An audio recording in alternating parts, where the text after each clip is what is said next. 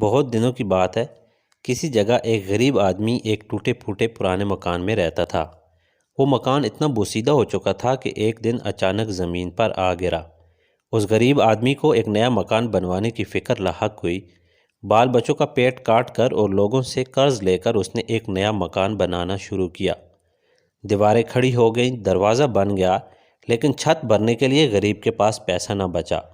چنانچہ اس نے چھت کی جگہ ٹاٹ بچھا کر اس کے اوپر مٹی ڈال دی اور اپنے بیوی بچوں سمیت نئے مکان میں جا کر رہنے لگا۔ اس نے سوچا کہ برسات شروع ہونے تک چھت ٹھیک کروا لوں گا۔ اس محلے میں ایک چور رہتا تھا۔ غریب آدمی کا نیا مکان دیکھ کر اس نے سوچا کہ یہ شاید دولت مند ہو گیا ہے، اس کے ہاں سے اچھا خاصا مال ہاتھ لگ جائے گا۔ چنانچہ ایک روز رات کے وقت جب سب سو رہے تھے، وہ چور اس غریب آدمی کی مکان کی چھت پر چڑھ گیا، لیکن چھت پر ابھی ایک دو قدم ہی چلا تھا کہ ٹاٹ پھٹ گیا اور وہ دھم سے نیچے کمرے میں سوئی ہوئے مالک مکان کے اوپر گر پڑا۔ مالک مکان ہڑبڑا کر اٹھ بیٹھا اور چور کو پکڑنے کی کوشش کرنے لگا، لیکن کمرے میں بہت گہرا اندھیرا چھایا ہوا تھا، جس سے فائدہ اٹھا کر چور بھاگ نکلا۔ چور بھاگ تو گیا، لیکن پھر اس کو مالک مکان پر بڑا غصہ آیا کہ اس نے ایسی نقلی چھت کیوں بنائی۔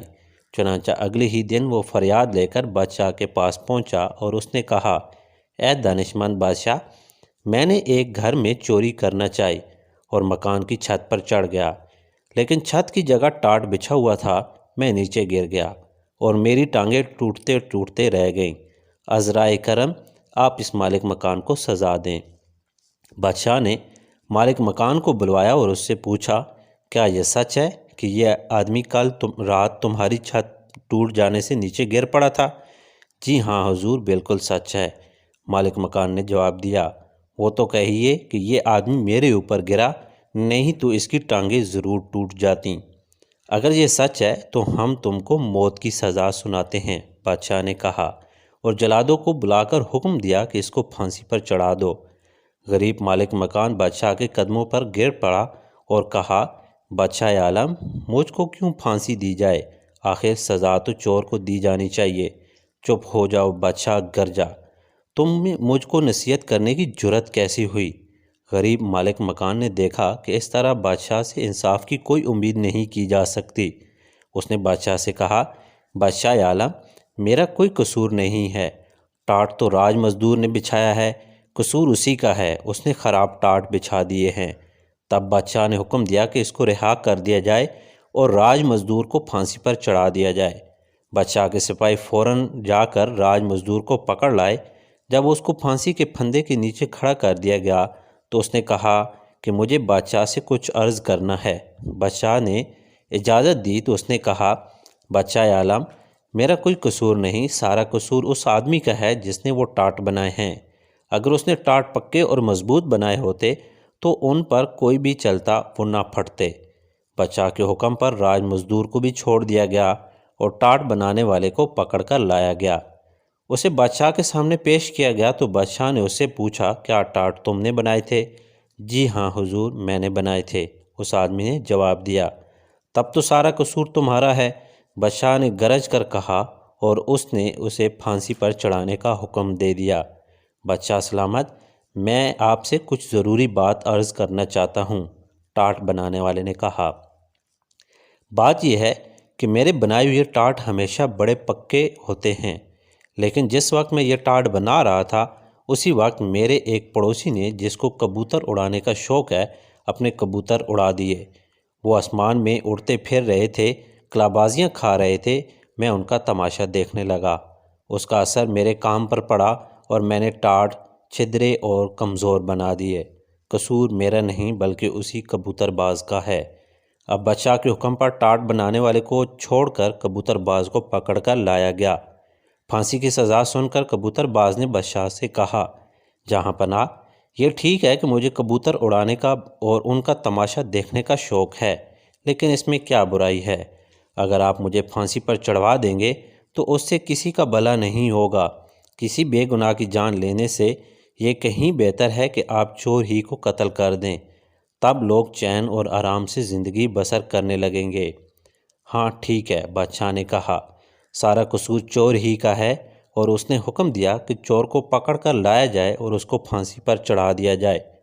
جلاد فوراً چور کو پکڑ لائے اور اس کو پھانسی کے پھندے کے نیچے کھڑا کر دیا، لیکن معلوم ہوا کہ اس کا قد ضرورت سے زیادہ اونچا ہے، اس کے پاؤں کسی طرح زمین سے اوپر نہیں اٹھ رہے ہیں۔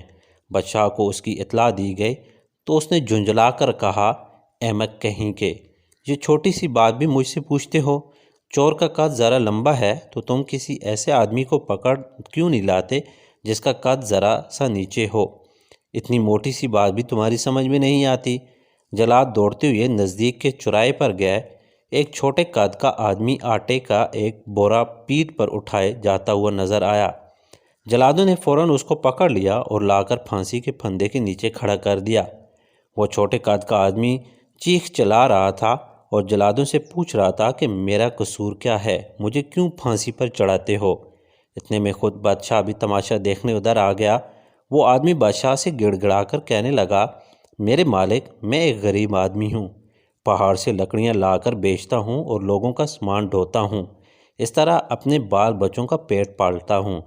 آخر میں نے کون سا گناہ کیا ہے؟ کس بات کے لیے آپ مجھ کو پھانسی دینا چاہتے ہیں؟ ارے احمق، مجھے اس کا کیا پتہ کہ تمہارا کوئی قصور ہے یا نہیں؟ بس کسی آدمی کو پھانسی پر چڑھانا ہے۔ میں ایک چور کو پھانسی پر چڑھوانا چاہتا تھا، لیکن معلوم ہوا کہ اس کا قد ذرا اونچا ہے اور اس کے پاؤں زمین سے اوپر نہیں اٹھ پاتے، لیکن تمہارا قد بالکل مناسب ہے۔